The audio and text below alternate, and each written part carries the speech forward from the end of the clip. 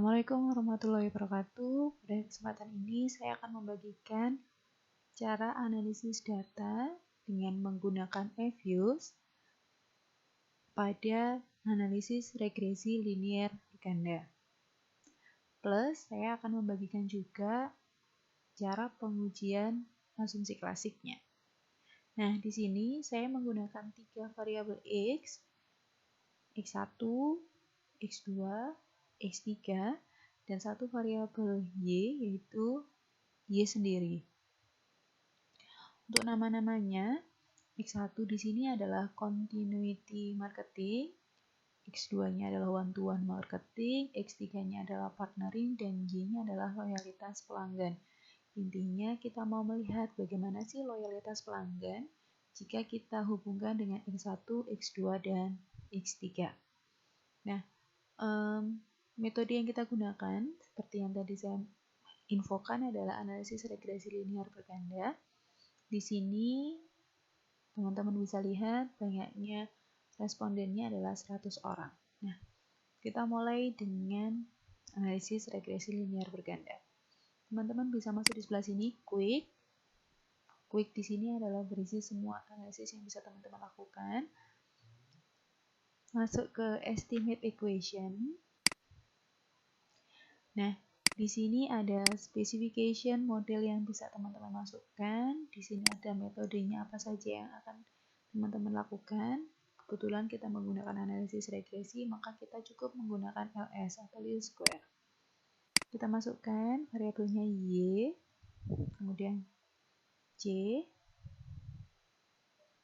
X1, X2, dan terakhir X3. Kemudian kita klik OK. Nah, kita akan mendapatkan hasil seperti ini. Di sini kita dapat informasi bahwa Y adalah variabel dependennya. Metode yang kita gunakan adalah least square.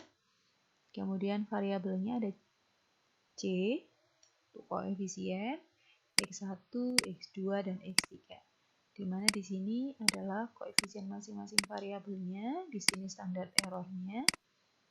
Di sini T statistiknya, kemudian di sini adalah probabilitasnya, yang biasanya teman-teman bandingkan dengan alfa.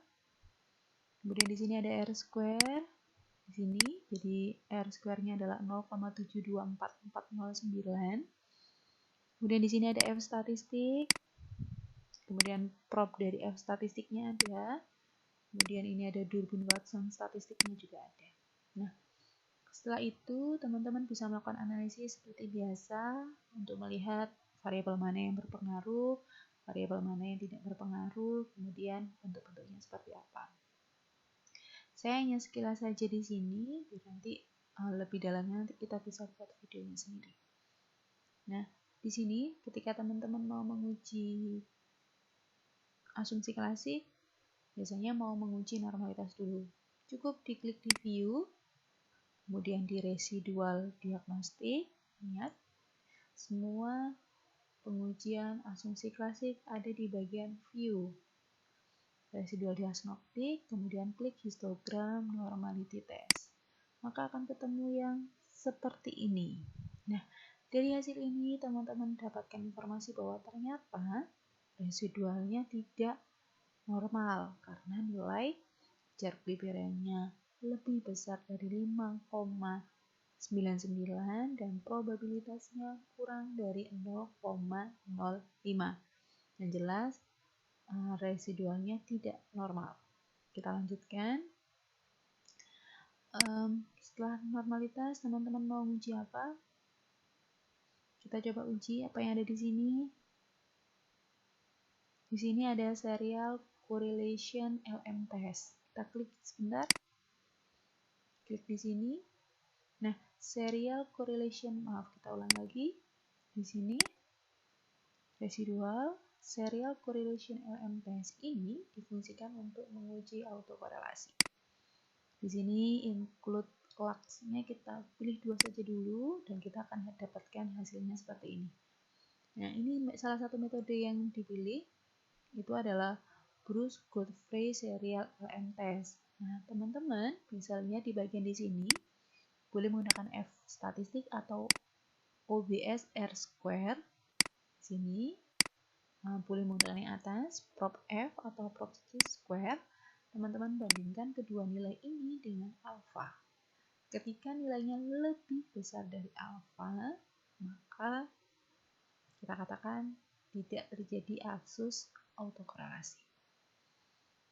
Ya, saya lanjutkan. Di residual diagnostik lagi ada heteroskedasticity test untuk mengecek heteroskedasticitas. Kita klik di sini. Di sini ada banyak sekali macam pengujian yang bisa kita lakukan. Boleh menggunakan Prus-Pagan, Harvey, Glasser, Arch, White, dan seterusnya. Kita coba di yang paling atas, kita klik OK, dan hasilnya akan ketemu seperti ini. Nah, boleh teman-teman menggunakan F, OBS R square, scale, tapi sepengetahuan saya, kebanyakan yang digunakan memang adalah OBS R square yang di sebelah sini. Jadi yang itu digunakan, kita bandingkan dengan alfa.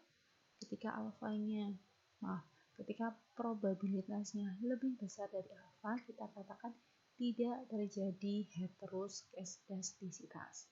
Jadi ada 3, dan yang terakhir multikolinearitas. Bisa masuk di sini, view, saya ulangi view, koefisien diagnostik, varian inflation factor. Nah, di sini ada variabel koefisien variance, uncenter VIF, dan center VIF. Teman-teman menggunakan yang center VIF. Seperti yang sebelum-sebelumnya, mungkin teman-teman sudah paham bahwa untuk mengecek multikolinearitas cukup di sini, bandingkan dengan 10. Jika center VIF-nya kurang dari 10, maka tidak terjadi multiko. Kalau lebih dari 10, berarti terjadi multikolinearitas. Nah, kalau teman-teman mau kembali lagi ke estimasi yang awal tadi, boleh klik di sini estimate. Saya klik ulang dan ketemu di sini akan mendapatkan nilai estimate yang teman-teman peroleh tadi. Kemudian agar bisa menyimpannya, klik new. Kita simpan misalkan analisis regresi berganda. Tidak bisa kita simpan karena di sini tidak boleh menggunakan spasi. Analisis regresi berganda. Kita klik OK. Nanti di sini akan muncul. Kita hilangkan seperti ini. Sudah. Kalau mau melihat residualnya di sini, nah ini X-nya ini adalah residualnya atau sisanya kalau kita gambarkan. Hijau ini adalah fitted-nya atau prediksinya, dan merah di sini itu adalah aktualnya. Sehingga kalau dilihat dari gambarnya menunjukkan bahwa aktualnya sama yang fitted-nya hampir bersesuaian. Jadi tidak terlalu, errornya tidak terlalu tinggi-tinggi sekali. Kalau mau forecast mungkin di sini kita bisa forecast, dan seterusnya nanti bisa ketemu forecastnya seperti ini. Kemudian cek, terserah nanti apa yang mau dimasukkan, dilihat, misalkan residual graph-nya ini adalah residualnya dan seterusnya. Mungkin itu dulu dari saya. Terima kasih, semoga bermanfaat. Sekian dulu. Wassalamualaikum warahmatullahi wabarakatuh.